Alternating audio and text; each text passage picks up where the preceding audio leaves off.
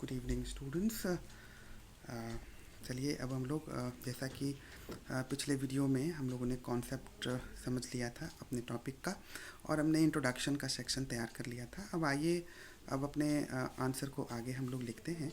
एक बिल्कुल independent heading create कीजिएगा और उस हेडिंग को अच्छे से बोल्ड लेटर्स में लिखिए आप आकर्षक तरीके से। आदर्श विद्यालय पाठ्यक्रम के विकास में विद्यालय दर्शन की भूमिका। आदर्श विद्यालय पाठ्यक्रम के विकास में विद्यालय दर्शन की भूमिका। Role of school philosophy. Role of school philosophy. Role of school philosophy in developing an ideal school curriculum। In developing an ideal school curriculum. तो ऐसा करके आप इसको लिख लीजिए और इसको अंडरलाइन कर दीजिए। आइए अब डिस्क्राइब करते हैं कि क्या इनका जो है इनकी जो भूमिका होगी। तो इसको डिस्क्राइब करने के लिए यहाँ इसको अंडरलाइन करके पैराग्राफ चेंज कीजिए और पैराग्राफ चेंज करके पहले हिंदी में डिस्क्राइब करता हूँ, उसको लिखिए। विद्यालय दर्शन। विद्यालय दर्शन कैसे पाठ्यक्रम के निर्माण में आदर्श भूमिका निभाती हैं, इसे हम निम्नलिखित बिंदुओं की सहायता से बड़े ही अच्छे ढंग से समझ सकते हैं। डैश दे दीजिए। और अब यहाँ पर आप नंबर 1, नंबर 2, नंबर 3, नंबर 4 बहुत सारे पॉइंट्स आएंगे जो ये बताएंगे कि कैसे विद्यालय दर्शन हेल्प करता है आदर्श पाठ्यक्रम के निर्माण में, विकास में, या कहीं कहीं कह देगा कि संचालन में। तो उसके लिए अब आपको यहाँ पर जो है पॉइंट वाइज चलेंगे हम लोग।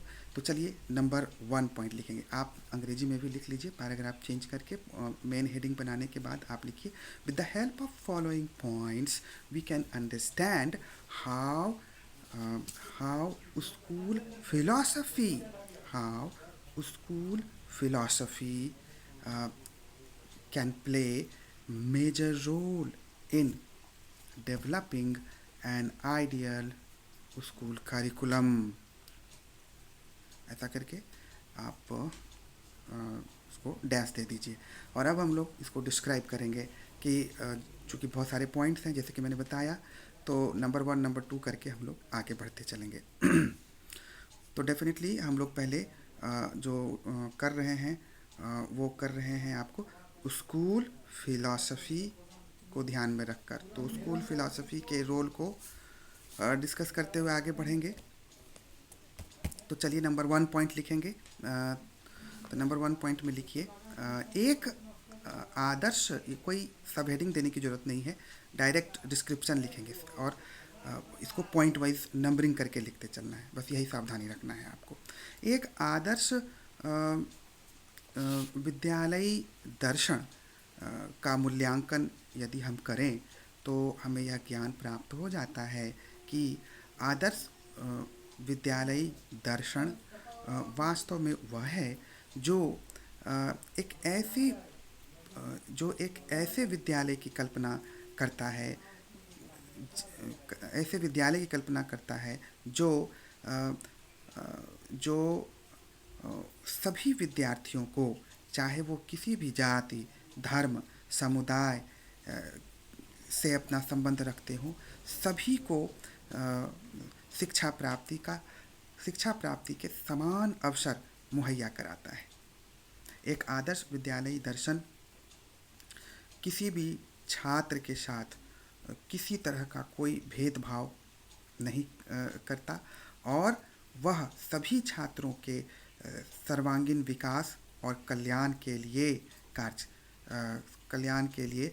करते हैं।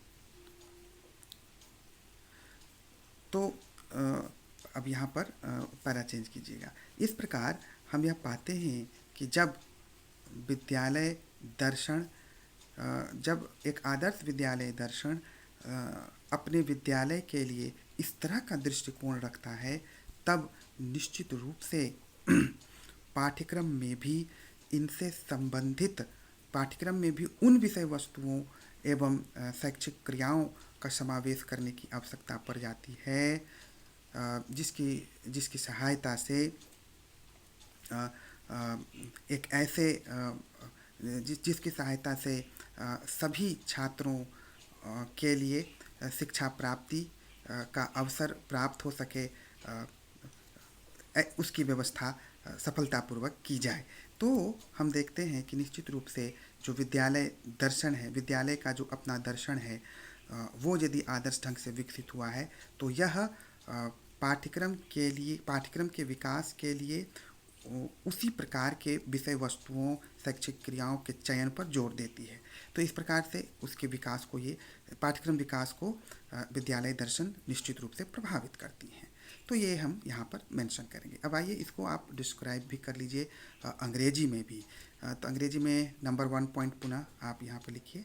Point number 1, if we analyze an ideal if we analyze an ideal school philosophy, then we come to know the fact that an ideal school philosophy is that which advocates that kind of condition or that kind of arrangement inside its campus, uh, with the help of which uh, uh, with the help of which equal opportunities can be given to each and every student of the society, whatever be their caste, religion, community, etc.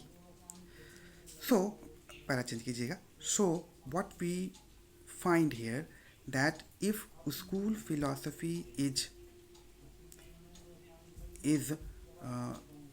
in this specific manner, if school philosophy is such, then it definitely affects the development of the curriculum, because to fulfill the specific this to fulfill this specific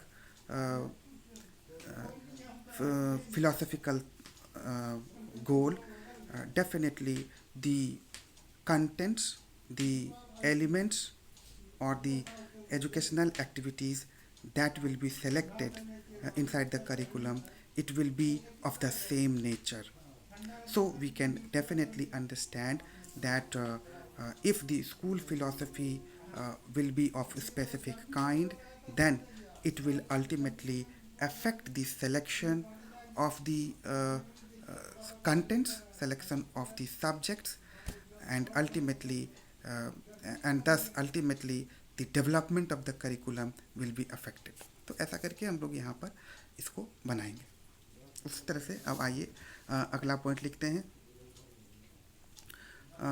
point number 2 दे करके लिखिए. एक आदर्श विद्यालय दर्शन वास्तव में वह है जो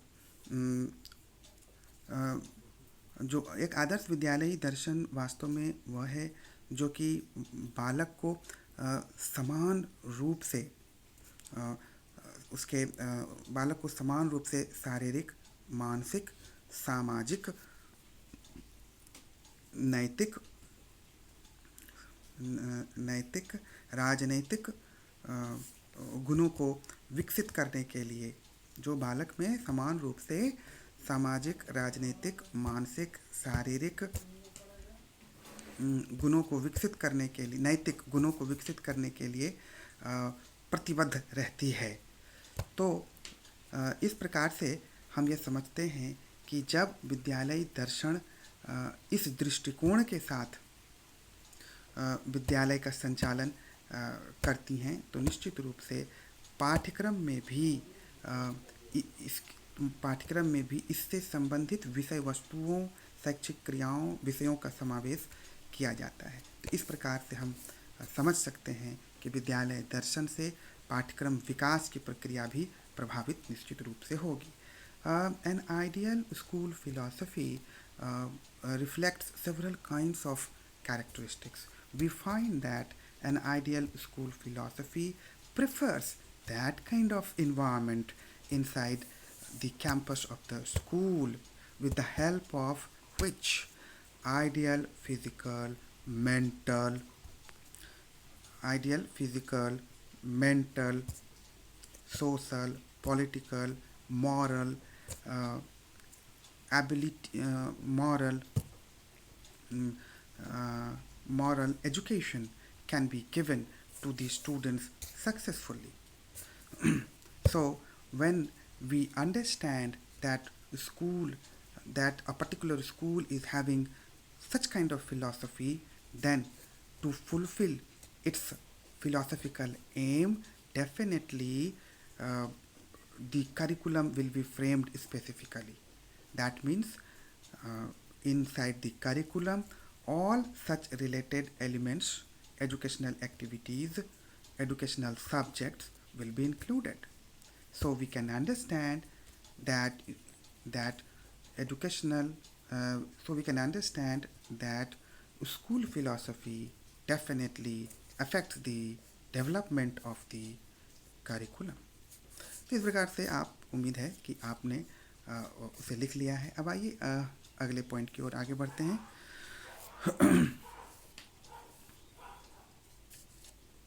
चलिए हिंदी में करेंगे हम लोग. पहले एक आदर्श विद्यालयी दर्शन, एक आदर्श विद्यालयी दर्शन हमेशा ऐसे वातावरण का निर्माण अपने विद्यालय प्रांगण में चाहता है करना चाहता है करना करना चाहता है. हाँ ठीक है, लिखिए. करना चाहता है जो कि बालक की व्यक्तिगत भिन्नताओं को बोझ की तरह न ले, बल्कि बालक की व्यक्तिगत भिन्नताओं को चुनौती की तरह ले और उनके व्यक्तिगत भिन्नताओं से जुड़ी सभी प्रकार की समस्याओं का निराकरण आदर्श ढंग से करने के लिए प्रतिबद्ध रहे. पैरा चेंज कीजिएगा. इस प्रकार इस दृष्टिकोण से भी हम यह समझते हैं कि जब विद्यालय का दर्शन इस तरह से, जब किसी विद्यालय का दर्शन इस विशिष्ट उद्देश्य की प्राप्ति करनी होगी, तो निश्चित रूप से पाठ्यक्रम में भी इनसे संबंधित विषय वस्तुओं को स्थान दिया जाएगा और बालक की व्यक्तिगत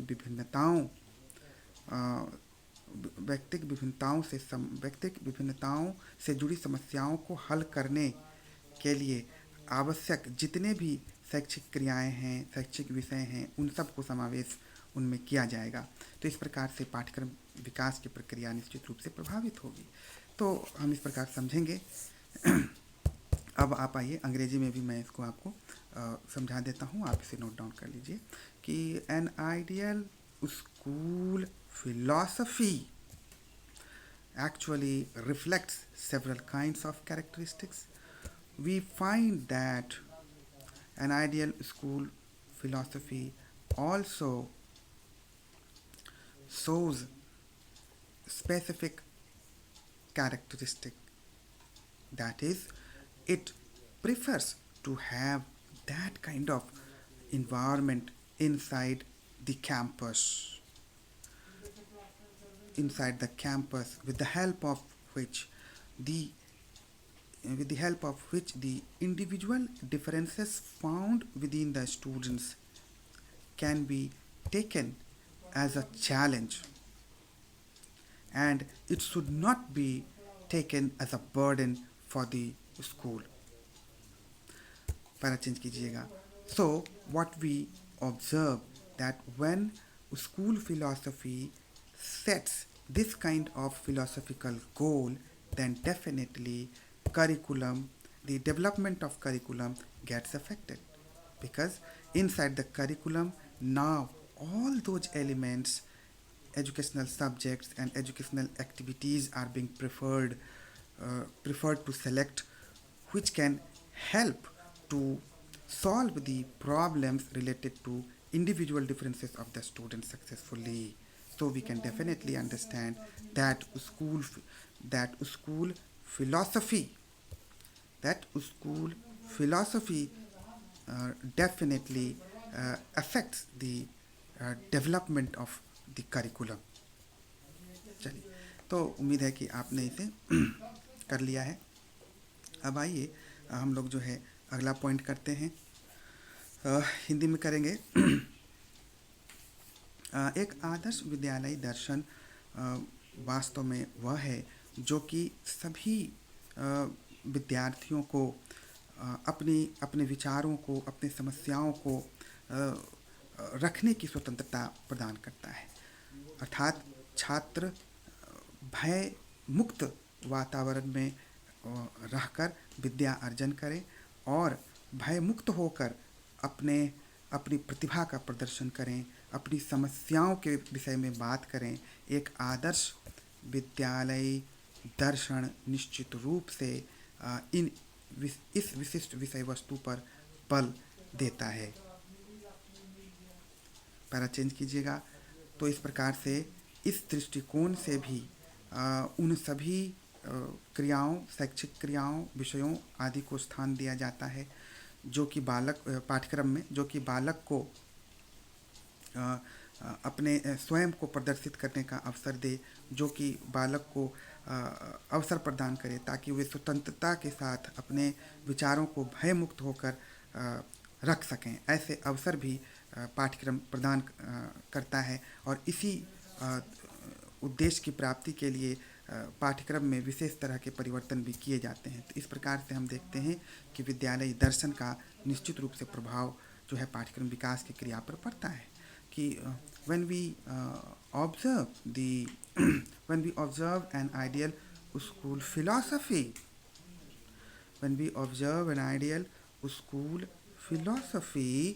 then we find one thing, that an ideal school philosophy always prefers that kind of environment with the help of which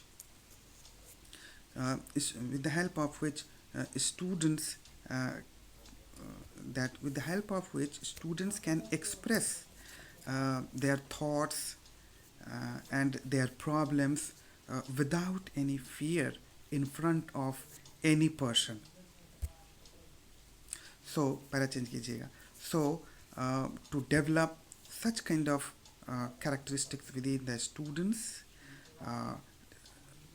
all the related aspects, subject matters, etc., educational activities, etc., are being given important place inside the curriculum. So we can realize from this point as well that how school philosophy actually affects the ideal development of the curriculum.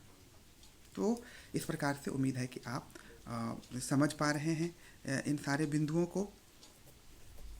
चलिए, इस video के लिए हम लोग इतना ही रखते हैं और अगले वीडियो में हम लोग फिर आगे के पॉइंट को डिस्कस करेंगे. तो उम्मीद है आप समझ पा रहे हैं. बहुत बहुत धन्यवाद. Thank you.